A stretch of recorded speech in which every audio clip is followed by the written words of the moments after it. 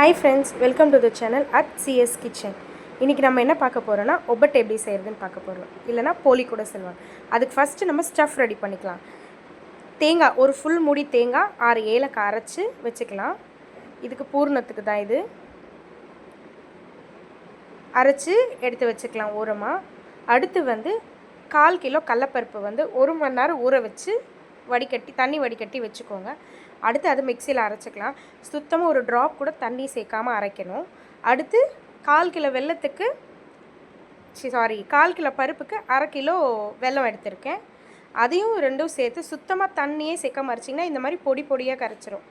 பொடி பொடியாக உதிரி உதிரியாக கிடைக்கும். அதோட நம்ம இதுக்கு முன்னாடி அரைச்சி வச்சோம் இல்லையா, தேங்காய் ஏலக்காய் சேர்த்து, அதையும் ரெண்டுத்தையும் சேர்ந்து ஒன்றா கலந்து வச்சுட்டா நமக்கு பூர்ணம் ரெடி ஆயிரும். ஒன்றா எல்லாம் ஈவனாக மிக்ஸ் ஆகிற அளவுக்கு கலக்கிக்கிட்டே இருங்க. கலந்து விட்டிங்கன்னா நல்லா நம்மளுக்கு ஈவனாக டேஸ்ட்டாக ஒரு சூப்பரான ஸ்டஃபிங் கிடச்சிரும். அதுக்கு முன்னாடி மாவு 1/2 கிலோ மைதா மாவு, அதில் கொஞ்சமாக உப்பு, மஞ்சத்தூள், எண்ணெய் சேர்த்து நல்லா ஒரு 1/2 மணி நேரத்துக்கு பிசைஞ்சிக்கிட்டே இருக்கணும். எப்படி நம்ம பரோட்டாக்கெலாம் பிசைவோம் தெரியுமா, இழுத்து இழுத்து இழுத்து இழுத்து இழுத்து இழுத்து அந்த மாதிரி பிசைஞ்சிக்கிட்டே இருந்துட்டு ஒரு 2 to 3 மணி நேரம் மாவு நல்லா ஊற வச்சிடணும். அப்போ தான் நல்லா அது ஜவ்வு மாதிரி வந்துடும்.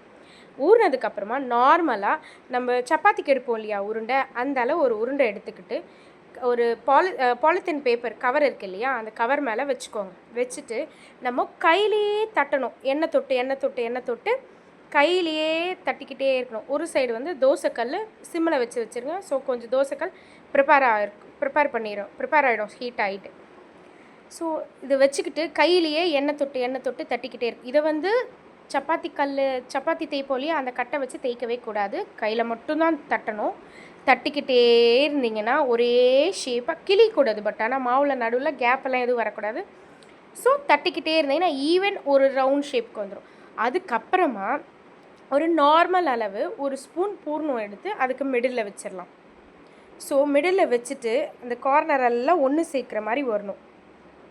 தட்டி இந்த அளவு வந்துச்சு பார்த்தீங்களா போலி, அது மேலே ஒரு ஸ்பூன் பூர்ணம் வச்சு கார்னர் எல்லாத்தையும் ஒன்று சேர்த்திங்கன்னா பூர்ணத்தோடு சேர்த்து ஒரு ரவுண்ட் பால் மாதிரி வந்துடும். அதுக்கப்புறமா அகைன் எண்ணெய் தொட்டு, இப்போ கூட தட்டக்கூடாது, நார்மலாக பார்த்து பதமாக தட்டணும். இல்லாட்டி அந்த எங்கேயாவது ஹோல்ஸ் விழுந்து வெளியில் வந்துருச்சுன்னா அப்புறம் நம்மளுக்கு அந்த ஷேப்பு கரெக்டாக அந்த டேஸ்ட் தெரியாது. ஸோ இதே மாதிரி அழகாக மெல்லமாக தட்டிக்கிட்டே இருந்திங்கன்னா எண்ணெய் தொட்டு சூப்பராக அந்த மாதிரி வந்துடும். அதை தட்டினதை நம்ம தோசைக்கல் மேலே போட்டு சூப்பராக மொறுன்னு சுட்டு எடுக்கலாம். நீங்கள் ஒன்று எண்ணெய் ஊற்றி சுட்டு எடுக்கலாம், இல்லாட்டி நெய் ஊற்றி சுட்டு எடுக்கலாம்.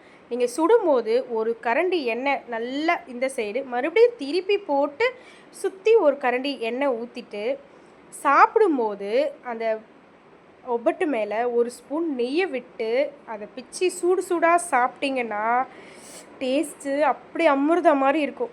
நீங்கள் இதை ஹையில் வச்சு செய்யக்கூடாது, லோ ஃப்ளேமில் வச்சுட்டு சிம்லேயே வச்சு செஞ்சிங்கன்னா தான் நல்லா அழகாக உள்ளே வெந்து வரும். அந்த மாதிரி ப்ரெஸ் பண்ணி விட்டிங்கன்னா வெந்து சூப்பராக வரும்.